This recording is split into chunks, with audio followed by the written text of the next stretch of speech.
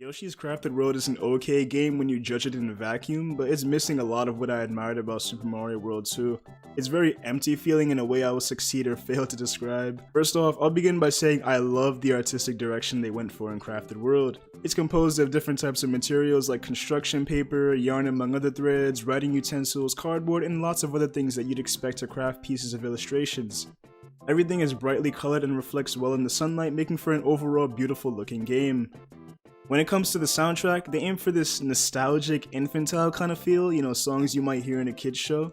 I think I would have enjoyed most of them if I was a 6-year-old playing this game, but listening to them now is the easiest way to self-induce an ear bleed. They're honestly painful to tune into. There are very few non-demonic tracks in Crafted World, or at least all of the good ones are overshadowed by stuff like what's playing.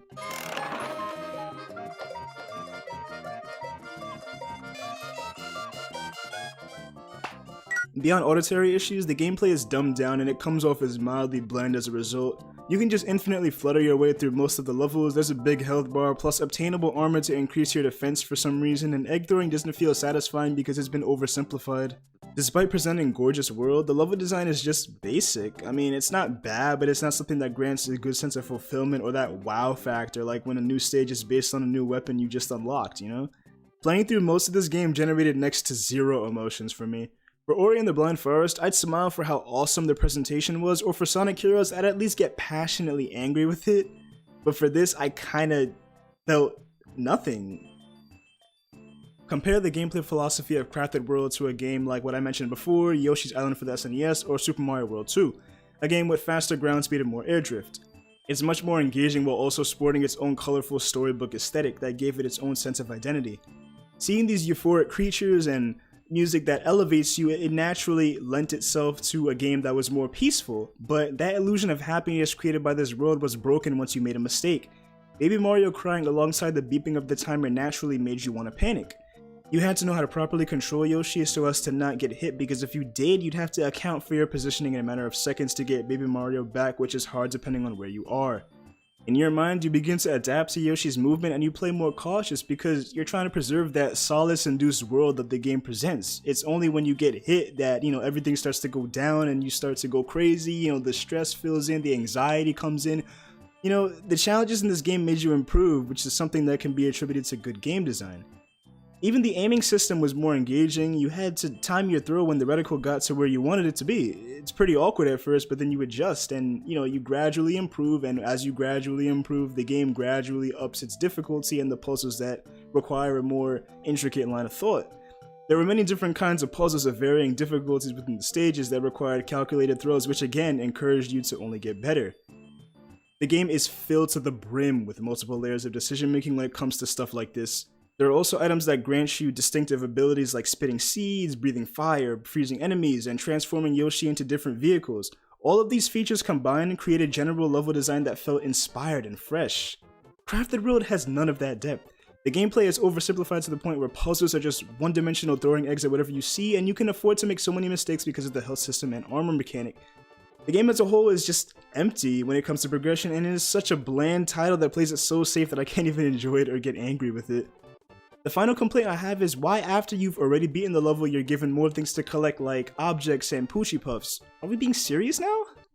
At least in Sackboy PS5 it outlines your objectives from the start so that if you explored the level well the first time you wouldn't have to go back to replay it. Here you literally have to go through these levels at least 3 times if you want to get everything. My solution, the easiest solution you can think of in the book, is to just have the Poochie Pup and the souvenir all in your first attempt at the level, because forcing people to go back multiple times is stupid.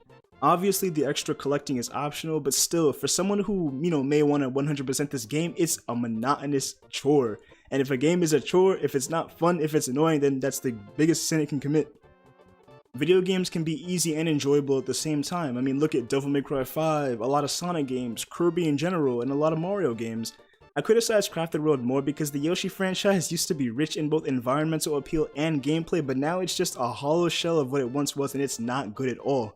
If I were judging Crafted World by itself, it's an okay game that people might like. However, from a retrospective point of view, it's kinda disappointing. I mean, what is it with companies and killing the depth of games to appeal to what kids these days might like? Did they forget that at one point, we at our younger ages mastered stuff like, Donkey Kong Country, Metroid, and other taxing titles that were presented to us?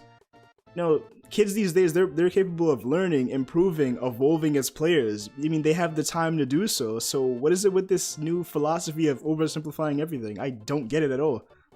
And on the concept of oversimplification, I'm okay with spin-offs like Epic Yarn because even though it's functionally different from mainline Kirby, it's still a well-designed title.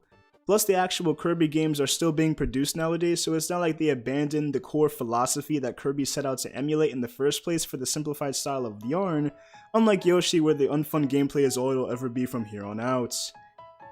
If you're looking for a chill game to relax to, Extra Epic Yarn is a much better choice in my opinion. It has a similar crafty yet wholesome art style, the movement is nice, the level mechanics are interesting, and the soundtrack is something you'd actually want to listen to.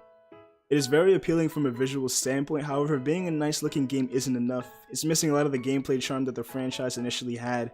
Normally retailing at a whopping $60, I got it for $30 on a Black Friday sale, and somehow I feel like I still wasted my money, especially considering I've paid less for way better platformers like Celeste, Hollow Knight, and Shovel Knight Treasure Trove.